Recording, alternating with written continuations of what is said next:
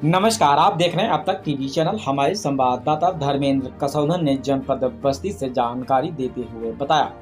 अपर police अधीक्षक बस्ती महोदया द्वारा आगामी लोकसभा सामान्य निर्वाचन वर्ष 2024 के दृष्टिगत सर्किल सदर के समस्त थाना प्रभारी, चौकी प्रभारी व हल्का उप निरीक्षक के साथ पुलिस लाइन स्थिति सभागार में गोष्ठी कर चुनाव प्रभावित करने वाले कारकों के विरुद्ध नियमानुसार निरोधात्मक कार्रवाई करने के निर्देश देकर मतदान केंद्र से संबंधित 30 बिंदुओं की सूचना के संबंध में समीक्षा करके अपेक्षित कार्रवाई शीघ्र पूर्ण करने के निर्देश देकर लाइसेंसी शस्त्र धारकों की वर्तमान स्थिति एवं उनके शस्त्र जमा होने की वर्तमान स्थिति, थाना क्षेत्र के हल्कावार चौकीवार दुराचारियों की वर्तमान स्थिति तथा विगत चुनाव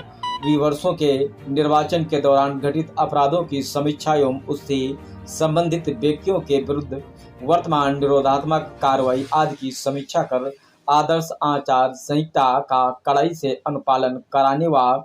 चुनाव सकुशल, शांतिपूर्ण व निष्पक्ष ढंग से संपन्न कराने हेतु संबंधित को आवश्यक दिशा निर्देश जारी किए गए। आइए चलते हैं हमारे संवाददाता के साथ। तरफ इस निर्वाचन प्रक्रिया को निर्विघ्न रूप से संपादित कराने के लिए, free and fair election conduct कराने के लिए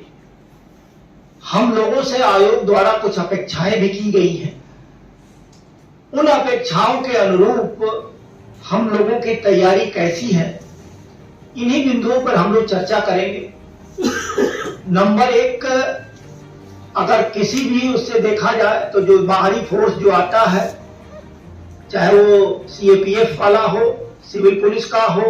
होमगार्ड्स हो, इनसे संबंधित जो भी चिन्हित स्कूल कॉलेज हैं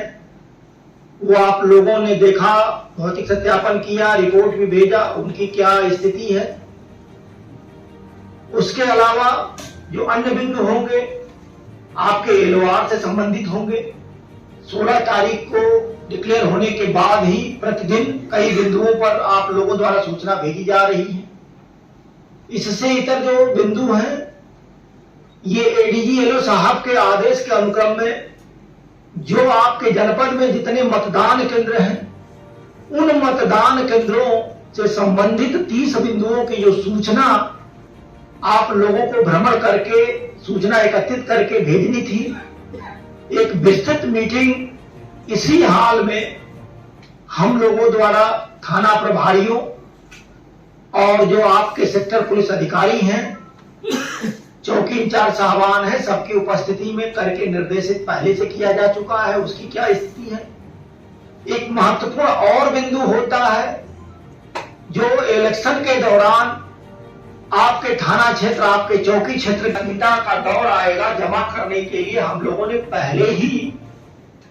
ये इस विषय पे हम लोग बात कर चुके हैं। मैं उम्मीद करता हूं कि जब मैं पूछूंगा एक एक शस्त्र धारकों के विषय में, जिस एरिया के, चाहे वो चौकी इंचार्ज साहबान हो या हल्का इंचार्ज हो, वो कृपया खड़ा होकर के एक एक के विषय में बताएंगे मुझे। इससे इतर जो निरोधात्मक कार्रवाई की बात थी, इसमें भी विस्तृत बात पहले से हुई थी। हिस्ट्री सीटर्स की बात पहले से हुई थी। इस निर्वाचन के दौरान हर वो व्यक्ति जिससे अशांति की संभावना हो, प्रतिकूल स्थिति उत्पन्न होने की संभावना हो, वो आपके रडार पे होने चाहिए। नियमों के अधीन निरोधात्मक कार्रवाई प्रभावी रूप से होनी चाहिए। उनका चिन्हीकरण हुआ है या नहीं, इसके विषय में भी हम लोग बात करेंगे। वर्ष 2014 का लोकसभा का चुनाव रहा हो, वर्ष 2019 का लोकसभा का चुनाव रहा हो, या वर्ष 2017 का विधानसभा का चुनाव रहा हो, या वर्ष 2022 का विधानसभा का चुनाव रहा हो, या इससे इतर जो ग्राम पंचायत और नगरीय पंचायत के जो चुनाव रहे हों, इन निर्वाचनों के दौरान यदि कहीं कोई अभियोग का पंजीकरण हुआ हो, उसकी वर्तमान स्थिति क्या है, कोर्ट में किस स्टेज पे है, उससे संबंधित जो बाकी लोग भी ये ध्यान दें। ये एक्सरसाइज आपको लग रही होगी कि क्यों लाइन ऑर्डर वाले, मुख्यालय वाले क्यों करा रहे हैं। आपको शायद पता होगा कि कई बार आप लोगों ने सुना होगा कि बक्सा या ईवीएम भी लोग लूटने का प्रयास करते हैं। उसी रेफरेंस में ये देखने का प्रयास आपका मुख्यालय कर रहा है कि ऐसा पोलिंग सेंटर जिसके अंदर तक वो पोलिंग पार्टियां ले आने वाली व्हीकल अगर नहीं पहुंच रही है और वहां चाहे 200 मीटर दूर गाड़ी खड़ी हो रही है, तो वो 200 मीटर का घेरा जो सुरक्षा कर्मियों को प्रॉपर रूप से ब्रीफिंग रहे कि उसको सुरक्षित घेरे में उस बस तक ले जाना है,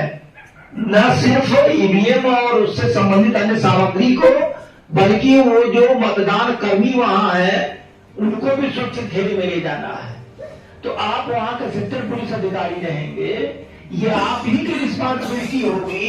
कि कृपया वहां जो पुलिस फोर्स इनकी ड्यूटी होगी उनको पहले से ब्रीफ करके और उसको वहां से वहां निकलवाना। आप लोगों को ये भी बताना होगा, जो रूट चार्ट आप देखोगे तो एक वाहन से अगर बड़ी वाहन होगी तो जो भी 3 के आसपास पोलिंग पार्टियां जाएंगी, जो 3 के पास जाएंगी तो 3 स्थान पर छोड़ते हुए जहां लास्ट वाले जाते हैं वो बस वहीं रुक जाती है और मतदान की प्रक्रिया संपन्न होने के उपरांत वहां से सामग्री उठा के फिर दूसरे वाले स्थान पे आएगी और दूसरे वाले स्थान के बाद पहले वाले पे आएगी और उसके बाद चली जाएगी। तो ये सेक्टर पुलिस अधिकारियों का ही दायित्व होगा कि वो जिस स्थान पर बस रुक रही है उस बस स्थान के जो भी आपके पोलिंग पार्टी में जो पुलिसकर्मी होंगे उनको बार बार ब्रीफ करना, बताना कि भैया आप ही के घेरे में वहां से बस पे आप लोग बैठेंगे और आप किसी भी स्थिति में बस छोड़ के नहीं निकलेंगे। बीच वाला अगर 3 है उसमें से 3 कॉलेज स्कूल से अगर वो पार्टियां आनी है, तीसरे वाला एक बार पुलिस घेरा में बैठ जाएगा, दूसरे वाला थोड़ा दाहिने बाएं भी कर देगा चल जाएगा, पहले वाला दाहिने बाएं भी कर देगा चल जाएगा, क्योंकि तीसरा वाला ऑलरेडी घेरा बना दिया है, उसी घेरे में उसको वापस स्ट्रांग रूम तक आ जाएगा। इसीलिए एक्सरसाइज की जा रही है। अब आप ये बताइए मुझे कि इसके अलावा कोई स्कूल कॉलेज ऐसा मिला जहां बाउंड्री वाल ना हो? बाउंड्री वाल तो सर हर जगह है, बहुत अच्छी बात है। बाउंड्री वाल के अलावा अगल बगल कोई ईंट पत्थर टुकड़े इस तरीके से पड़ा हुआ हो?